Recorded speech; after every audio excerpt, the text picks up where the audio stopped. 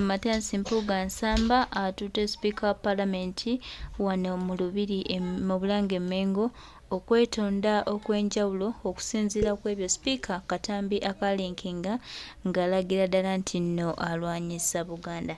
Matias Mpuga amulese bukakku mu maka g'Obwassaabasajja Kabaka era n'abwetondera, naye ebintu byayogera munnange byagenda ku likodi tebigenda kuvaawo era tebirivaawo. Tulina okukkiriza nti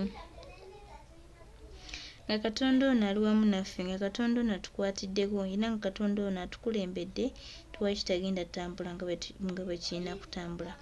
Era twongera obbajjukiza baganda baffe, mikwano gyaffe, tukwataganire wamu tube n'ekyokuddamu kimu, buli ekigaanye buli ekizitoye kyonna kijja kugonda. So wake up Ugandans, tukolaganire wamu, tubeke ekyenjawulo, twerwanirire wamu. Enjawulo bingi bijja tuukawo eri eggwanga lyaffe lijja kununulwa. Tweyanziza nnyo mwenna abakwatagana naffe abaagala Uganda eneetambule gigenda maaso. Amongo gyakoze mu Parliament olunaku lw'eggulo eraga obukyayi n'obusosoze bw'alina ku bantu abayitibwa Abaganda. Sijja kwewuunya bwe naaba sirabye bano bulijja pretending okubeera Abaganda ennyo era abaagala ennyo Obuganda ne Kabaka nga tebavuddeyo kuvumirira statement eyo. Tekijja kuneewuunyisa olw'ensonga Minisita Mwami Museveni Sam Mayanja yakamala okuvumira Kabaka e Bugerere n'okumujerega n'omuvula n'omutyoboola. Oba kitegeera naye mpaka nakati siwulangako ddoboozi lyonna liva Mengo nga gye tuwulira bulijjo agavaayo ku Bobi Wine nga talina na kyakoze. Sinnawulirako ddoboozi lyonna liva wa Katikkiro nga ge tuwulira bulijjo gaayisaawo ku mikolo ne mu nkiiko z'abeeramu nga gali ku Bobi Wine.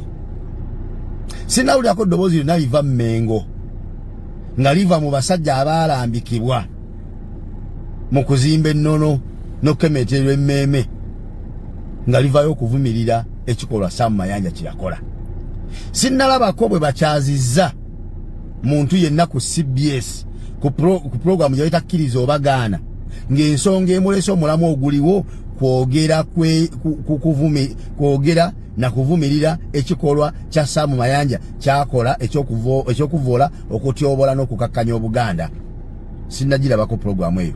Sinnalabako gwe bakyaza kukiriza oba gaana zimba ensi yo simanyi amaaso ku ggwanga nga bamulese nga bolaba banowa Kiyimba nga bolaba bano bano basajja ba Kabaka bano ab'ebuddu baani ba Pokino nga bolaba bano basajja ba Kabaka ba Kiwalabi Male nga bolaba basajja ba Kabaka ba Medadi Luboga Seggona akali amaggwa bano abaliko ba minisita ba Kabaka ba Mpuga. Sinnalabako nga babalese ku programu za CBS ne BBS Telefina ng'ensonga ebalese ng'omulamu gwe baliko gwa kuvumirira na kukola na kusaanyaawo ebyo ebikola ebyokuvoola Obwakabaka nga bikolebwa minisita Sam Mayanja. Sinnakirabako. Abula programu zonna ndaba bakyaza ba NRM kujja kuvuma kukakkanya kutyoboola na kutanishinga NUP kyendaba bakola. Kati ne kuno bono batolidde eddoboozi liva Mengo nga livumirira statement ya Anita Amongi gyakoze teweewuunya.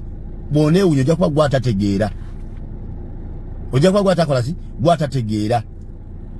Era ekyo kye kituleetera okulowooza ti abantu abali eMengo mu bukulembeze bw'eMengo ng'oggyeko Kabaka naye abasinga obungi mu abo abeefuula nti bakolera Buganda era mbu baweereza Kabaka bandibanga balina omuntu omulala gwe baweereza era gwe bakolera oyo ali wakati mu mbiranye ne NUP, kubanga obudde obwogera ku NUP balina bungi nnyo ku TV zaabwe ne ku leediyo zaabwe, naye obudde obwogera kubavumirira era abatyobola n'abavoola Obuganda nga bava ku sayidi ya gavumenti, obwo obudde tebuliwo era tebabulina.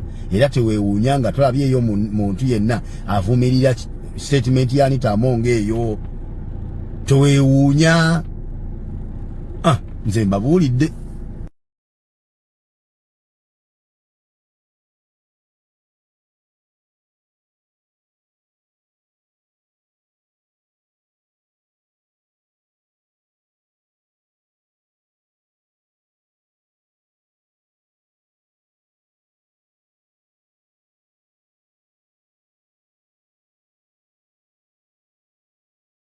Anita Amongi gyakoze mu Parliament olunaku lw'eggulo eraga obukyayi n'obusosoze bwalina ku bantu abayitibwa Abaganda.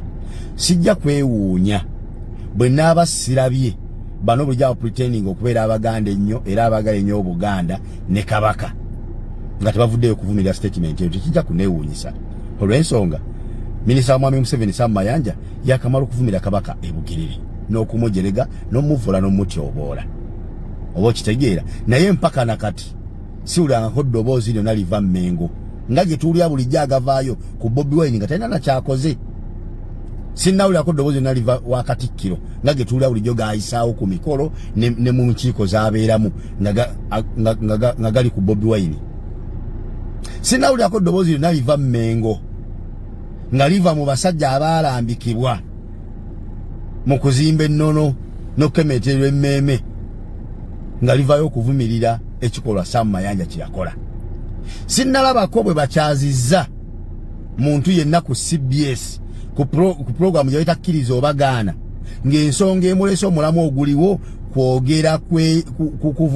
kwogera na kuvumirira ekikolwa kya Sam Mayanja kyakola ekyokuvoola okutyobola n'okukakkanya Obuganda. Sinnagirabako programu eyo. Sinnalabako gwe bakyaza ku kkiriza oba gaana zimba ensi yo simanyi amaaso ku ggwanga nga bamuleese nga bolaba Noah Kiyimba nga bolaba bano basajja ba Kabaka bano ab'ebuddu baani ba Pokino nga bolaba bano basajja ba Kabaka ba Kiwalabi Male nga bolaba basajja ba Kabaka ba Medadi Luboga Seggona akali amaggwa bano abaliko ba minisita ba Kabaka ba Mpuga. Sinnalabako nga babaleese ku programu za CBS ne BBS Telefina ng'ensonga ebalese ng'omulamu gwe baliko gwa kuvumirira na kukola na kusaanyaawo ebyo ebikola ebyokuvoola Obwakabaka nga bikolebwa Minisita Sam Mayanja. Sinnakirabako. Abula programu zonna ndaba bakyaza ba NRM kujja kuvuma kukakkanya kutyoboola na kutanishinga NUP kyendaba bakola. Kati ne kuno bono batolidde eddoboozi liva Mengo nga livumirira statement ya Anita Amongi gye yakoze teweewuunya. Bw'oneewuunya ojja kuba gwatategeera. Ojja kuba gwatakola si gwatategeera. Era ekyo kye kituleetera okulowooza ti abantu abali e Mengo mu bukulembeze bw'Emmengo ng'oggyeko Kabaka naye abasinga obungi mu abo abeefuula nti bakolera Buganda era mbu baweereza Kabaka bandibanga balina omuntu omulala gwe baweereza era gwe bakolera oyo ali wakati mu mbiranye ne NUP kubanga obudde obwogera ku NUP balina bungi nnyo ku TV zaabwe ne ku leediyo zaabwe naye obudde obwogera kuba